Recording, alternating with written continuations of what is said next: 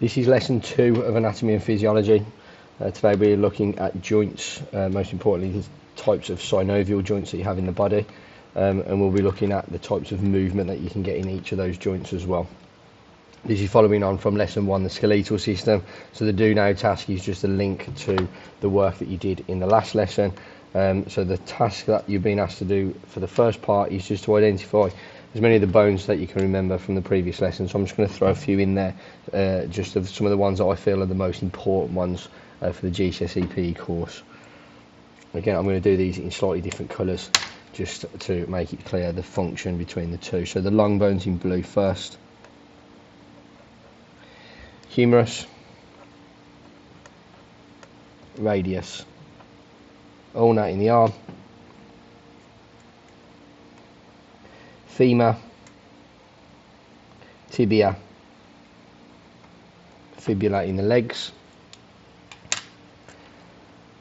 short bones in the hands, carpals, short bones in the feet, tarsals, and some key flat bones, cranium and ribs, which are for protection,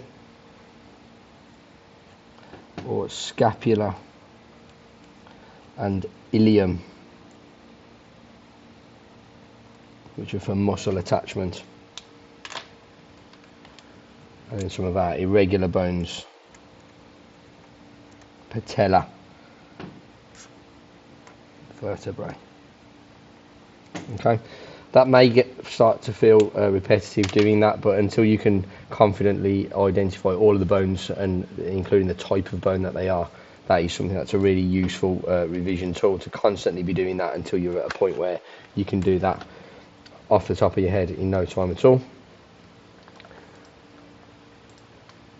So the lesson that we're looking at today is just going to be looking at how do joints help produce movement in different sporting actions.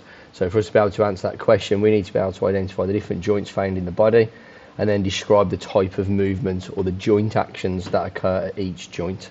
So if we were to look at some of the pictures in the example on the slide, what type of joint is circled and what type of movement is taking place. So again, lots of keywords that are going to be really important for us to be able to identify by the end of this lesson. Firstly, then we've got some more key terms. So if you just turn the page over, so we're looking first of all at ligaments. So they've got some space to fill this information out here. So ligaments and tendons are both types of strong fibrous tissue.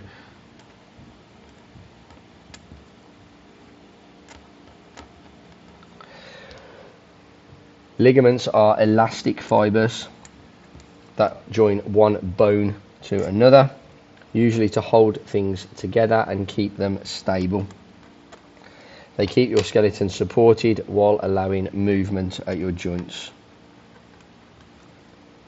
So a key word that we've started with here is ligaments. And I'm just going to reiterate that point here, that this is bone to bone. Examples of ligaments we have in the body: the anterior cruciate ligament, or the ACL. That's a common one that footballers tend to injure. Again, all of these are, so this ACL in the knee, or all the other ones that have been provided, are all examples of ligaments that hold bones together. Okay, so again, ligaments, bones to bones. On the other side of that page we have tendons. So tendons are non-elastic fibers that attach muscles to bones and help move them. Tendons let you apply power and movement and are designed to allow for pulley-like actions of muscles around a bone. So key difference, we can't get these two words confused. Ligaments, bone to bone, and tendons, muscles to bones.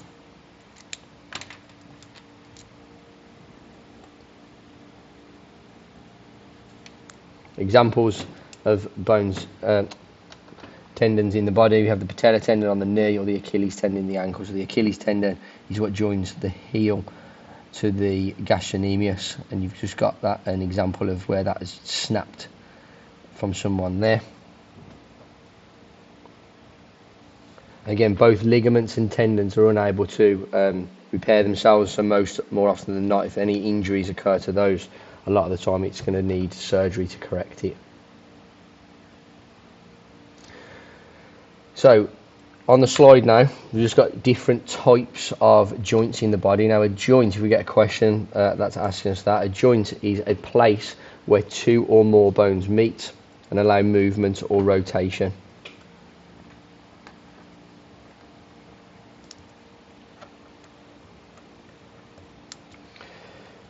A joint allows movement, although the freedom of movement may vary from joint to joint. So if you look at the pictures on the slide, some of the joints can offer quite a limited range of motion, some can offer a little bit more. So again, the main content we're going to look at in this lesson is going to be what types of joints do we have, what types of movement do they allow. So onto your next page, you've just got again another picture of the skeletal system, and the task here is just to identify the different types of freely movable or synovial joints in the body, and there's 4 categories that we need to be aware of for this GCSE course. So in green, we're just going to identify the ball and socket joints. So the ball and socket joints, we have the shoulder and we have the hip. Yeah, I'm going to make that nice and clear on my booklet, just that the green one's ball and socket. In red, we're going to go for hinge joints, and the red hinge joints are elbows, knees and ankles.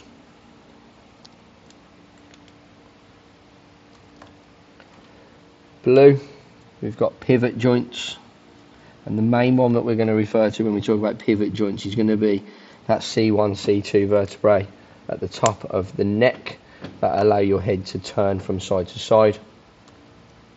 And then your final one, condyloid joints, we're going to do in yellow, and they are your wrist joints.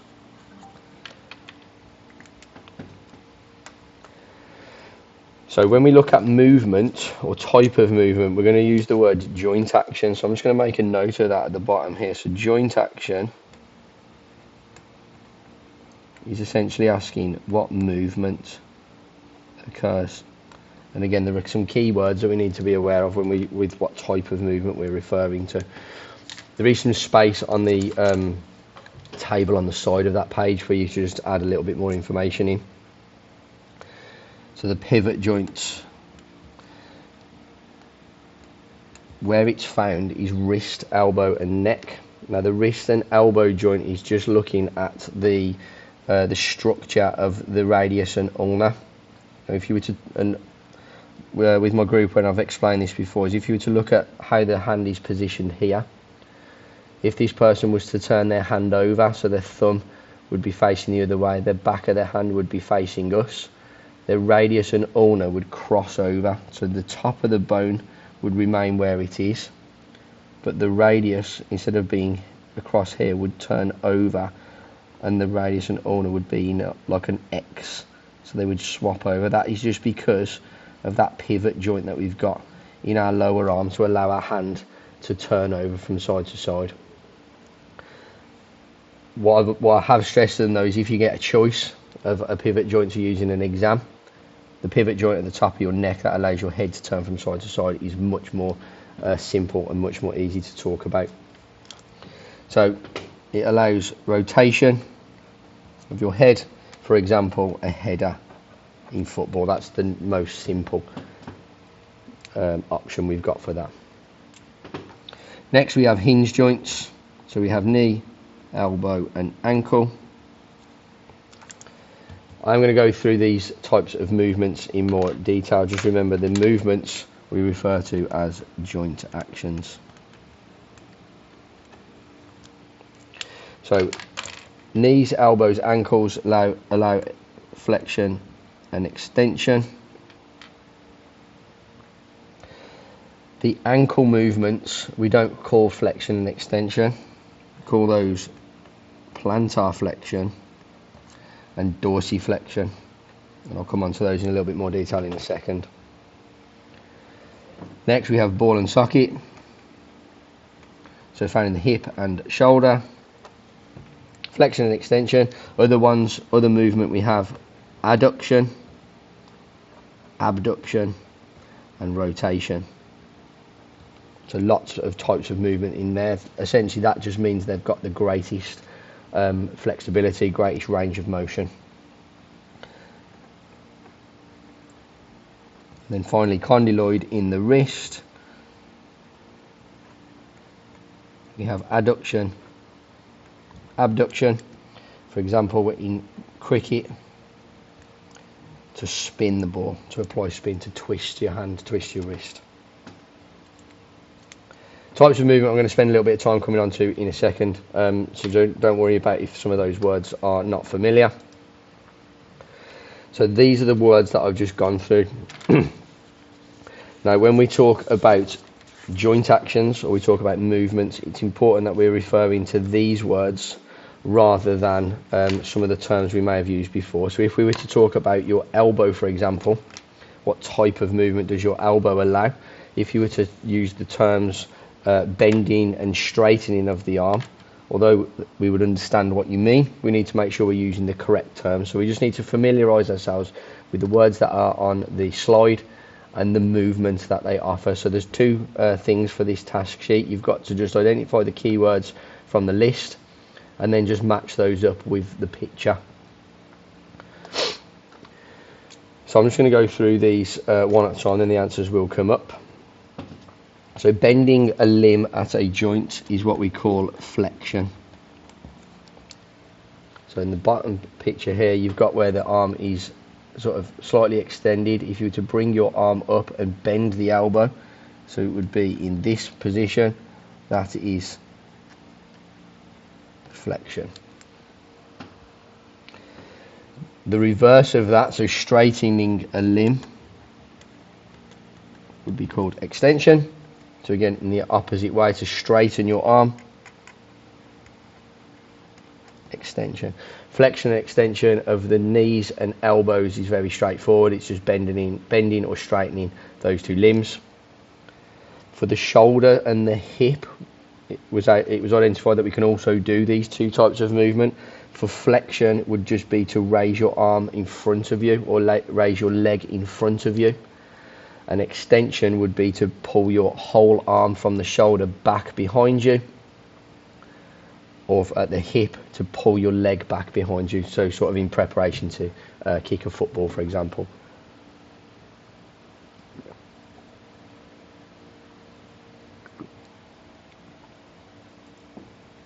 Next, movement of a limb sideways away from the centre of the body.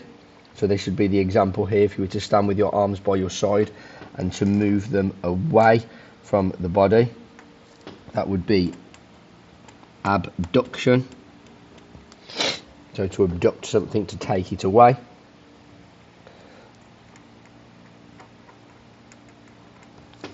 And then the reverse of that, movement of a limb towards the centre of the body. So if your arms are out by your side and you bring them down towards your side, that would be adduction.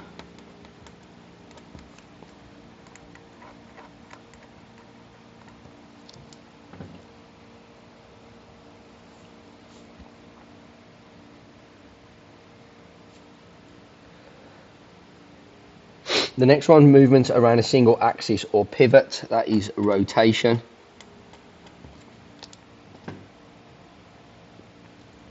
So the example on the far side would be the second to last one. Best example of rotation is turning your head from side to side.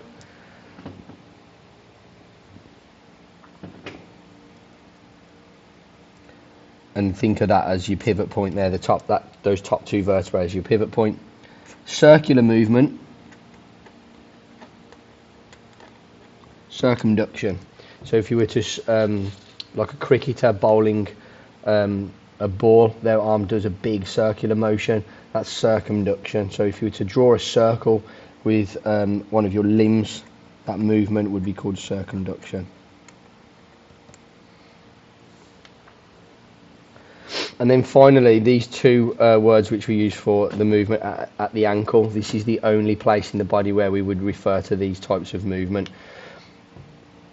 So pointing the toes away from the shin, so pointing your toes and extending the length of the top of your foot would be plantar flexion.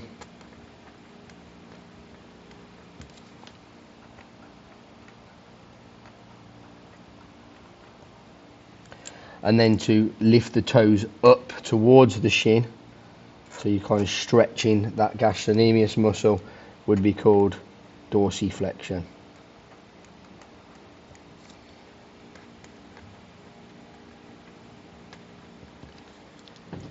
How do you remember between the two? Dorsi, if you just imagine if you were to hold a door open with your foot, if the door was closing, you'd have to lift the toes up to sort of hook it around the door to hold it open. So dorsiflexion would be the way I'd remember that. Plantar's the other one.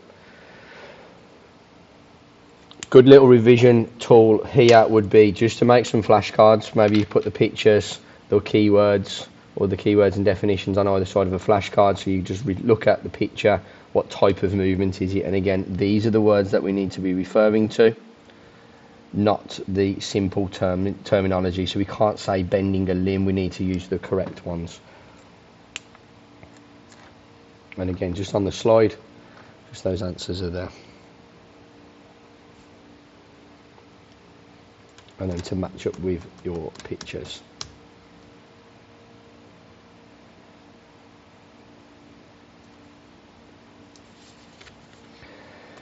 So moving on, you've got a little bit of information just to go into a little bit more depth about each of the 4 types of joints. So I'm going to make this nice and easy for you to refer to. This could be something you use as part of your revision. So pivot joints, what we'll start with. We've just got some information on the slide. I'm just going to populate that into our booklet. So pivot joints allow bones to rotate. So what movement can occur? We have rotation.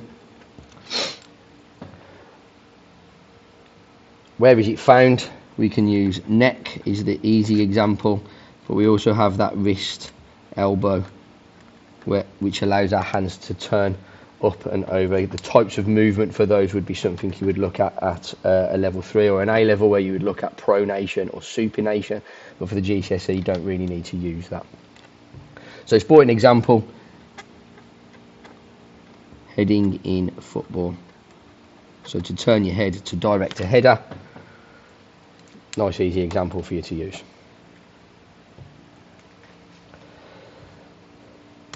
Next, hinge joints. So again, on the other side, make this nice and clear. Hinge joints, types of movements, flexion, extension. They're the key ones. But we just need to make a point that at the ankle, we can have plantar flexion and we can have dorsiflexion. If we were to refer to the movement at the ankle being flexion and extension, we don't get credit for those. So elbow, knee, ankle. For some of the long answer questions, it's important for us to be able to add greater detail to that, so I'm just going to add a little bit more information around each. For the elbow, it says this on the slide, it actually tells you the articulating bones, the bones that are joining at that joint to create the joint there. So at the elbow, and this would be useful adding this onto your skeletal system that you did last lesson, your elbow joint is made up for your humerus and ulna. Your knee joint is made up of your tibia and your femur. Your ankles made up of your tarsals and your fibula. So again, knowing the articulating bones at each joint is also really important. Sporting examples, at the elbow you could have something like a bicep curl. For the knee you could have kicking a football. For the ankle, you can have a sprint start, so pushing out from the blocks in a sprint start.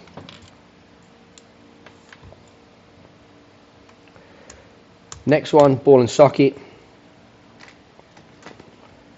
So ball and socket joints offer the greatest amount of flexibility or greatest amount of movement. So I'm just going to put greatest range of motion. You can pretty much do all of them. The two examples that we have the hip and we have the shoulder. Now the difference between the two, the hip joint is a deeper socket, so that ball fits into the socket much deeper than it does in the shoulder. So the hip joint doesn't offer quite the same level of freedom of movement as the shoulder. You can imagine your arms have a lot more freedom, you can move them a lot more freely than your legs. So the hip joint is a deeper socket. The shoulder offers a little bit more flexibility.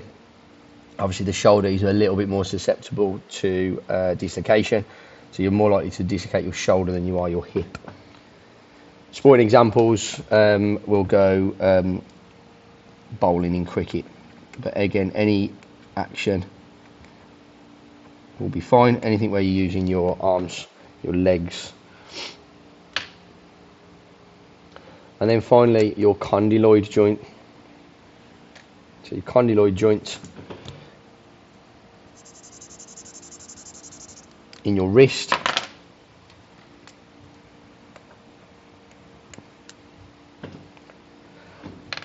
Now the movement is similar to ball and socket,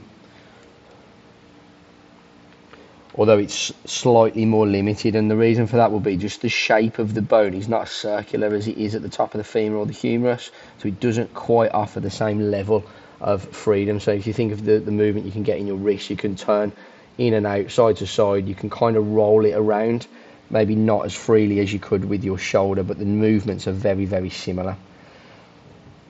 A sporting example when you would use that could be anything where you're applying spin to a ball or to like a table tennis shot where you're having to turn your hand over from side to side. So spin in cricket would be a good example for when you would use that. Okay. What I would ask before we would move on is we would look at, we'd spend a little bit of time looking at some of the pictures of different sporting examples. Would you be confident if any of the joints were circled in any of these pictures that you would be able to articulate what type of movement is taking place in any of those? So if we were looking at Bolt, for example, his front knee here, what type of joint is his knee and what type of movement is occurring? So again, that's a hinge joint, and the movement that's occurring in that front knee is flexion because his knee is bent. So again, have a look at the different pictures there. Would you be able to be confident in identifying the type of joint and the type of joint action? Then the final thing today is just to look at an exam question. So this is a past exam question from previous paper. So figure 3 shows an athlete preparing to throw the discus. Analyse using one example how one of the ball and socket joints in the body allows the athlete to throw the discus. Now for what I've been doing with my groups is explaining how to answer questions that are like this. This is a 3-mark question. So this is something that I'm going to need to use a PEB response for. So PEB responses need a point, a statement, a fact. I then need to give an example of that or explain what I mean. I then need to link the benefit to the sporting performance or the sporting context. So the first thing I'm going to do is I need to identify what one of the ball and socket joints are. So I need to show the person marking this that I know what a ball and socket joint is. Now, from looking at my task sheet, there are 2 that I can pick. I'm going to make my life nice and easy, and I'm going to pick the most easy one. Now, you could use the hip joint, but I'm going to pick shoulder because I think for the sporting context that we're being given, that would be the easier of the 2.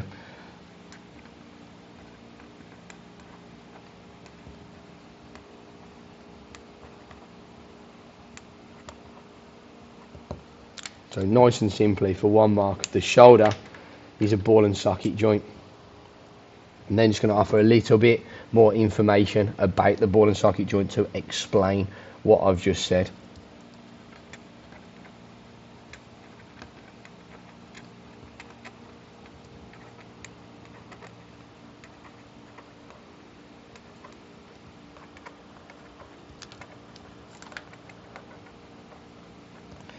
The ball and socket joint offers the greatest range of movement. I could go a little bit further and by putting in the types of movement that it allows, or I could go into saying about how that by having a large range of movement, how that's going to help the performer throw it further. So in the example that's in the picture there, you can see that the performer has brought the discus away from their body to create a nice big lever, so as they bring it forward they can throw it as far as they can. So I'm just going to add on to the rest of my answer. This allows the performer to bring the discus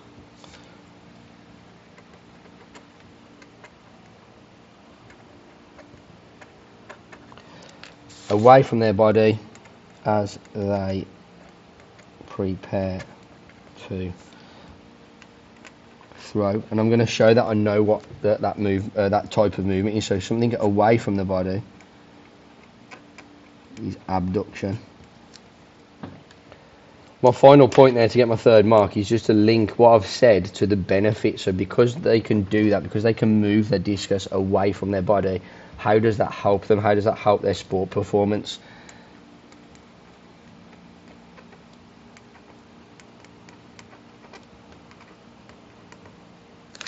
This allows the thrower to have a longer lever when throwing, which will help them throw further. So just to recap what I've said, I've given a statement. I've identified that the shoulder, so if I was marking this where I'd be getting credit, the shoulder is a ball and socket joint. That would get me my 1st mark. I'm then showing that I know what a ball and socket joint is, offers the greatest range of movement, and I've given an example that's been used in the picture. And I've then said how that is linking to their performance to help them perform at their best. And then again, the mark scheme, or a slightly different type of answer if you need it. So where we would move from here now is I'd need to review the skeletal system lesson 1. I will be setting a homework quiz for my group that are doing this with me. But what I'd recommend here is that you would go back to your revision sheet that you made after lesson 1, add your information about your joints. What we're going to look at in the next lesson is the muscular system and how that works with the skeletal system to create some of these movements that we've talked about.